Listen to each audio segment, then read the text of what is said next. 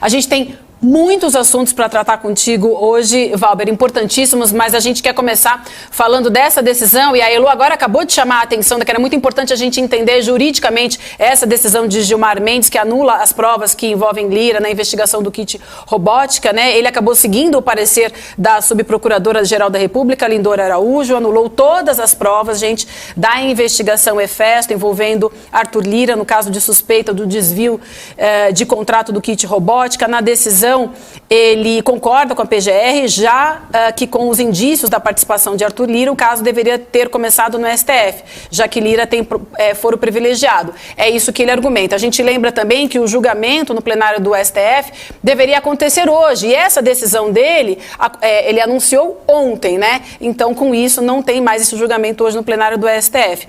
Agora, a única questão é que o nome do Lira só aparece depois na investigação. Então, Valber, a gente queria entender de você, nos ajuda a entender isso, né? Faz sentido essa decisão dele? Se não faz, por quê?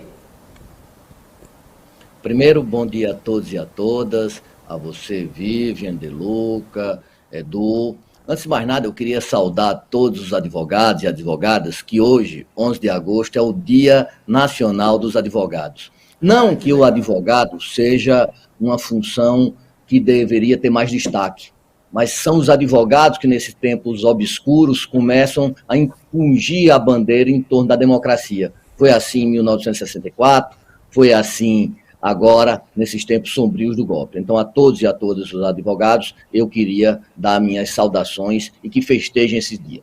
Esse caso é um caso rumoroso. Por que rumoroso? Porque você vai pegar advogados que vão dizer uma coisa e que vai dizer outra. Porque, na verdade, o que se está discutindo é competência. O que é competência? É quem deve julgar. Como Arthur Lira tem foro privilegiado, quem deve julgar, quem deve investigar é o STF. Então, se as investigações começaram por outras esferas, realmente essas provas são e serão nulas. Mas você, Vivian, você foi para o ponto nodal, você foi para a questão essencial.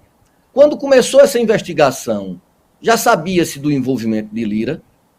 Então, dependendo do fato, e a gente vai ter que olhar o fato, nós teríamos que olhar o processo, que não está público, se as investigações, logo no seu início, já denotassem o envolvimento de Lira e fora feito por um juiz de primeira instância, por um juiz de piso, não pelo STF, essas provas são nulas. Mas, por outro lado, se na questão fato, e veja, a grande questão é nós olharmos os fatos, não é a teoria. Se o juiz não sabia das provas coligidas, começou-se a olhar tudo, olhar os fatos, e aí, posteriormente, viu-se que realmente tinha o envolvimento de Lira, e aí fora mandado esse processo para o STF, essas provas não deveriam ser nulas. Mas as provas, o que vai se discutir, é a extensão da nulidade dessas provas. Essas provas vão ser nulas para todos ou apenas para Lira? No nosso modo de entender, não há uma nulidade total das provas. Essa nulidade, se houver, obviamente, a quebra da competência do STF, deve ser a nulidade apenas para Lira. Tanto é assim que a decisão do ministro Gilmar não extingue o inquérito continua. Mas aí uma pergunta. Bom dia, Valber. Hoje já fiz aqui propaganda do seu programa, dizendo que está com uma super audiência. Se ele torna nula essas provas, Lira pode dormir tranquilo que essas nunca mais pegam ele na vida? Perfeito. Se essa nulidade for confirmada, ele pode dormir muito tranquilo por esse fato. A grande questão é que essas decisões, que são decisões com repercussões, deveriam ser decisões colegiadas. Outra questão que se discute é: haveria competência do ministro Gilmar, afora o processo de reclamação, de tornar essas decisões exaurientes sem o colegiado, ou seja, ele pode tomar só essas decisões sem ouvir os demais? Essa é uma outra questão também muito emblemática. E mais uma pergunta, desculpe, eu estou embalando aqui as perguntas. Eu não entendo nada de direito. A gente sentou para tomar um café aí em Brasília, eu gosto de ficar ouvindo para tentar aprender, mas que eu não vou aprender nunca, eu acho confuso, eu tenho até medo da questão ali jurídica, etc. E eu sou um cidadão comum, com minhas paixões, meus impulsos.